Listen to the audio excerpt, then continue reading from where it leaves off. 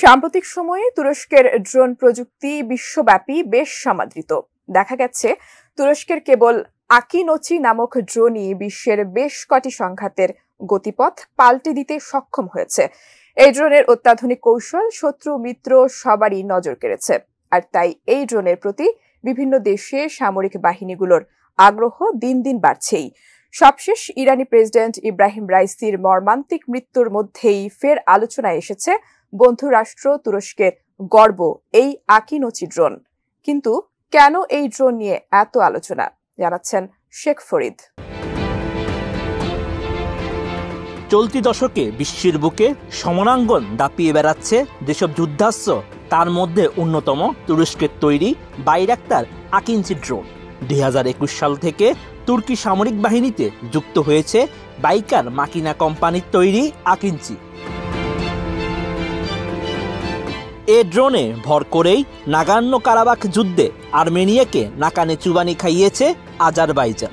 এমনকি সিরিয়ায় কুর্দি বিদ্রোহীদের উপর হামলা থেকে শুরু করে গুরুত্বপূর্ণ গোয়েন্দা অভিযান পরিচালনাও আকিনচি ড্রোনের সাফল্য নজর কেড়েছে সমর বিশেষজ্ঞদের। তবে শুধু যুদ্ধ নয়, বরং শান্তিতেও নিজের দক্ষতা প্রমাণ করতে অদ্বিতীয় আকিনচি। সর্বশেষ প্রয়াত ইরানের প্রেসিডেন্ট ইব্রাহিম রাইসিকে বহনকারী হেলিকপ্টারের রহস্যজনক দুর্ঘটনার পর ধ্বংসাবশেষ খুঁজে পেতে মুখ্য ভূমিকা পালন করেছে আকিনচি। দুর্গম পাহাড়ি এলাকায় অন্ধকার আর দুর্যোগপূর্ণ আবহাওয়ায় শুধু তাপমাত্রার পরিবর্তন লক্ষ্য করেই শনাক্ত করে হেলিকপ্টারের ধ্বংসাবশেষ। তুরস্কের তৈরি আকিনচি ড্রোন সর্বোচ্চ 40,000 ফুট উচ্চতায় অন্তত 400 কিলোমিটার প্রতি ঘন্টায় উঠতে পারে। তবে কোনো অনুসন্ধানী অভিযানে খুব ধীর গতিতেও এটি উঠতে সক্ষম। কোনো প্রকার বিরতি ছাড়াই এ ড্রোন টানা 24 ঘন্টা উড়ে বেড়াতে পারে আকাশে।